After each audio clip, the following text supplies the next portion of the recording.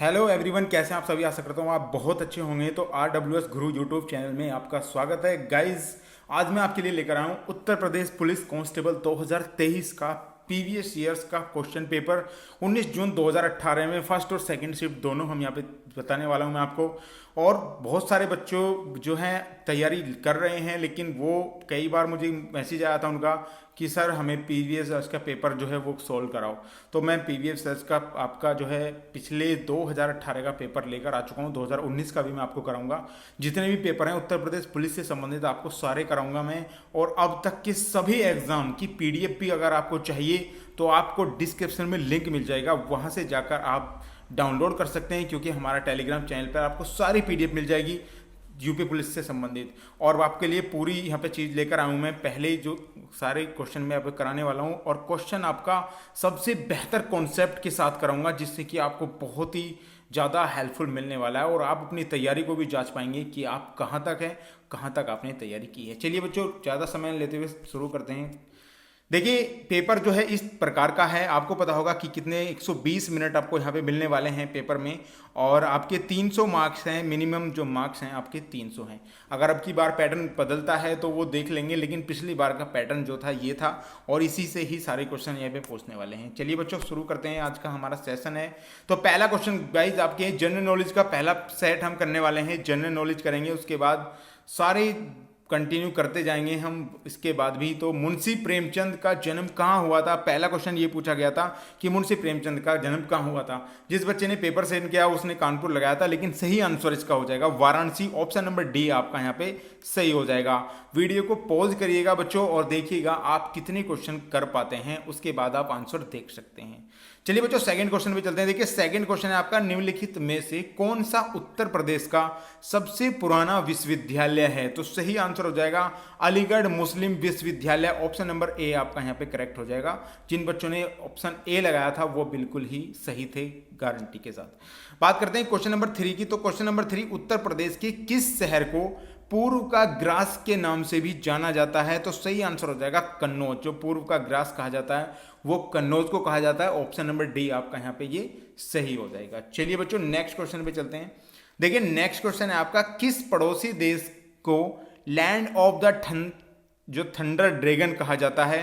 तो सही आंसर हो जाएगा आपका भूटान। ऑप्शन नंबर डी आपका सही हो जाएगा। बहुत सारे बच्चे इस सवाल को गलत करके आए थे, तो सही आंसर आपका ऑप्शन नंबर डी हो जाएगा। बच्चों, यदि आपको इसी क्वेश्चन पूरा नहीं दिख रहा होगा तो मैं बोल रहा हूं, उससे भी आप लगा सकते हैं। क्वेश्चन नंबर 5 है आपके लिए, 2017 में कंजुआ, आपका जो कंजुआ हुआ था वह कंजिया इंसिगुरा को किस विधा में नोबेल पुरस्कार दिया गया था? यानी कि किस में नोबेल पुरस्कार मिला था उन्हें? तो साहित्य के क्षेत्र में नोबेल पुरस्कार मिला था। ये करंट से संबंधित क्वेश्चन था 2017 में का जो था, तो मोस्ट इंपॉर्टेंट था उस टाइम पे भी, क्योंकि 2017 एक साल पहले करंट पूछी गई थी। तो ज़्यादातर जिन्होंने करंट पे ध्यान दिया था वो इस सवाल को करके आए थे। चलिए छठा क्वेश्चन देखते हैं बच्चों। देखिए, छठा क्वेश्चन है आपका, पाकिस्तानी जो सीनेट में विपक्ष की पहली महिला जो मंत्री थी वो कौन थी? तो आंसर हो जाएगा ऑप्शन नंबर सी यहाँ पे शेरनी रहमान जो थी पहली महिला जो है यहाँ पे मंत्री रही थी। चलिए बच्चों, नेक्स्ट क्वेश्चन पे चलते हैं। देखिए, नेक्स्ट क्वेश्चन है आपका, सीकर जो तकनीक है, एक सीकर तकनीक होती है के साथ भारत की क्रूज मिसाइल कौन सी है? तो सही आंसर हो जाएगा option number C BrahMos. BrahMos missile जो है वो आपकी सीकर तकनीक से के साथ है। आपको पता होगा सीकर तकनीक क्या होती है। अभी बहुत ज़्यादा चर्चा में रहा था जब आपका चंद्रयान 3 जो लॉन्च हुआ था, उस टाइम सीकर आपको बहुत ज़्यादा देखने को मिला होगा। चलिए बच्चों, क्वेश्चन नंबर 8 हम देखते हैं। तो भारत और पाकिस्तान के बीच कितनी बार सीमा ट्रेन चलती है, यानी कितनी सीमा ट्रेन जो है चलती हैं, सीमा पार से जो सीमा ट्रेन चलती हैं, कितनी ट्रेन चलती हैं? तो सही आंसर हो जाएगा ऑप्शन नंबर बी यहाँ पे 1। तो एक ही सीमा पार जो है चलती है। भारत और पाकिस्तान के बीच कितनी पार सीमा ट्रेन चलती हैं, ये क्वेश्चन पूछा गया था। तो सही आंसर हो जाएगा ऑप्शन नंबर बी, यानी 1 हो जाएगा। आपको अगर हिंदी में थोड़ी प्रॉब्लम आ रही है तो आप यहाँ पे इंग्लिश वर्जन भी देख सकते हैं। How many train border train option जो आपको यहाँ पे पता चल जाएगा, यानी कि बिटवीन इंडिया एंड पाकिस्तान, ये आप इंग्लिश में भी कर सकते हैं। बहुत सारे बच्चों का यही मैसेज था कि सर हमें इंग्लिश में बताना और हमें हिंदी में। मैं दोनों में आपको बताऊंगा और दोनों में आप देख सकते हैं ये सारी चीजें। चलिए बच्चों, क्वेश्चन नंबर 9 पे हम चलते हैं। हाल ही में एक वैश्विक डेटा जो है चोरी किया गया, चोरी अपराध में किस कंपनी का नाम आया था? तो सही आंसर हो जाएगा आपका कैम्ब्रिज जो एनालिटिक कंपनी है उसका नाम आया था। ऑप्शन नंबर डी आपका यहाँ पे सही था इस आंसर क्वेश्चन का। चलिए बच्चों नेक्स्ट क्वेश्चन पे चलते हैं। देखिए नेक्स्ट क्वेश्चन है 10वां क्वेश्चन है हमारा, 15वीं रूस भारत चीन त्रिपक्षीय विदेश मंत्रियों की बैठक दिसंबर 2017 में हुई थी, वो कहाँ पे हुई थी, मोस्ट इंपोर्टेंट है। तो सही आंसर हो जाएगा ऑप्शन नंबर डी आपका नई दिल्ली।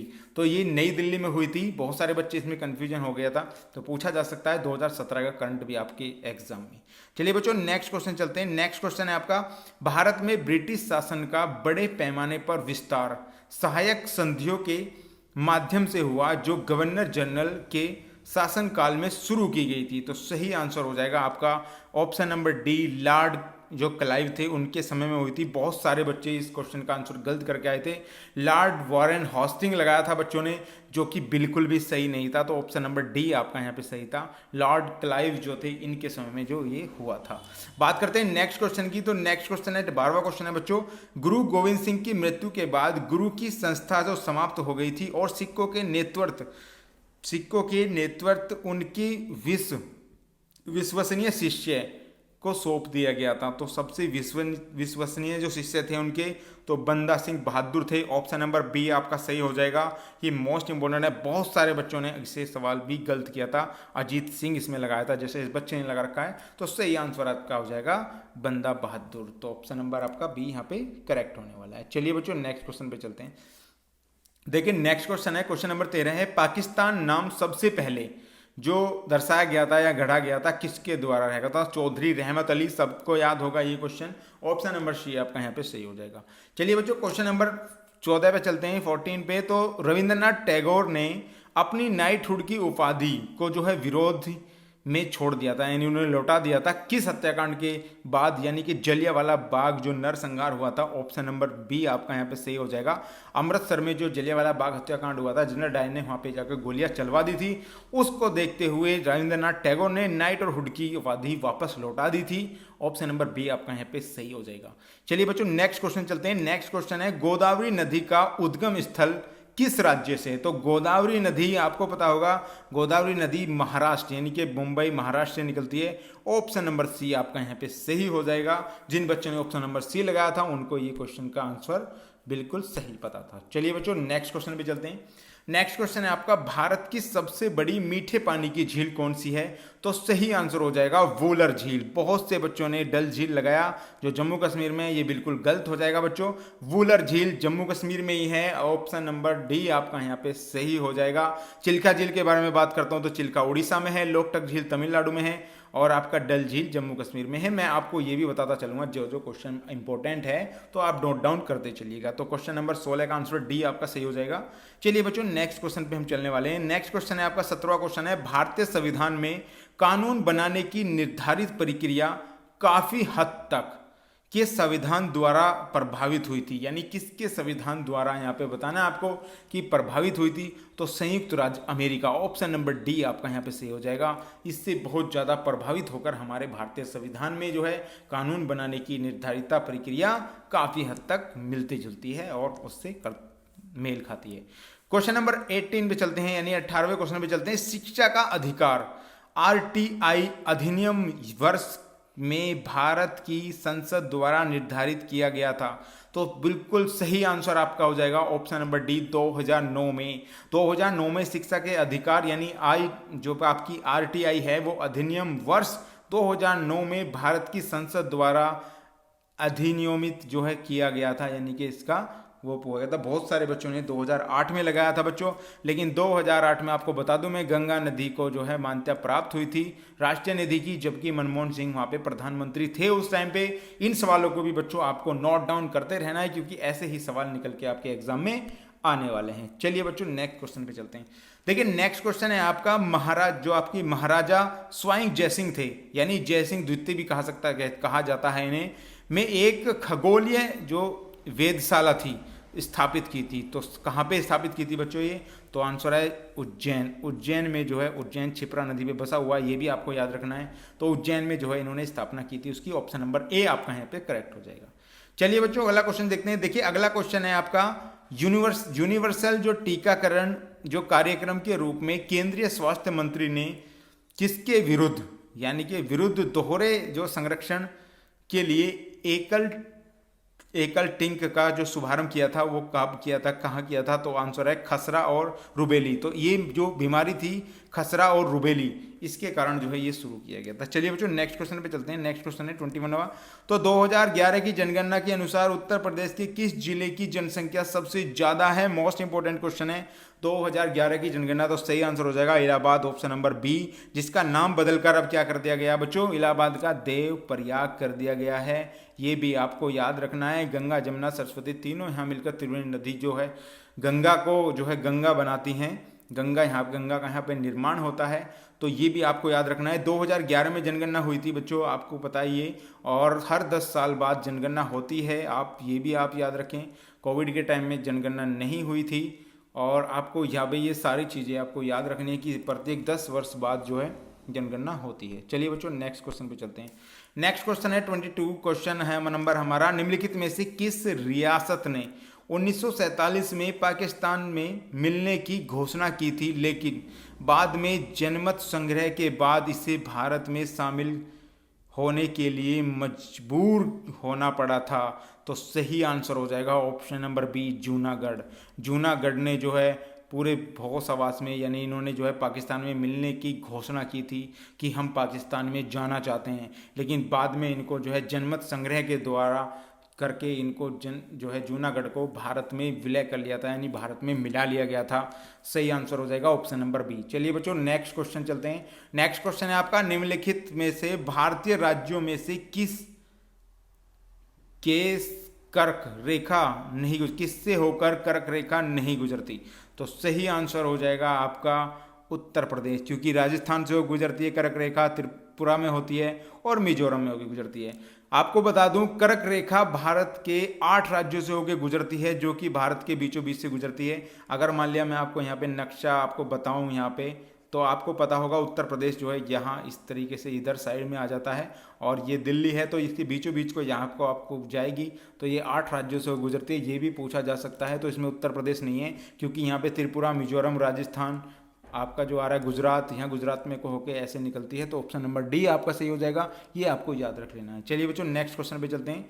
निम्नलिखित में से भारतीय राज्यों में से किस राज्य में द्विसदन विधानमंडल नहीं है? देखिए द्विसदन विधानमंडल नहीं है, तो सही आंसर हो जाएगा सी। उस टाइम पे जो था, अब तो जम्मू कश्मीर एंड कश्मीर में जो है नहीं था, उत्तर प्रदेश में था, और पहले जो है जम्मू कश्मीर में था, क्योंकि अब तो यूनियन टेरिटरी घोषित कर दिया है इसको। तो उस टाइम पे तमिलनाडु आंसर था इसका, जिसमें विधानमंडल द्विसदनात्मक नहीं थी। चलिए बच्चों नेक्स्ट क्वेश्चन पे चलते हैं।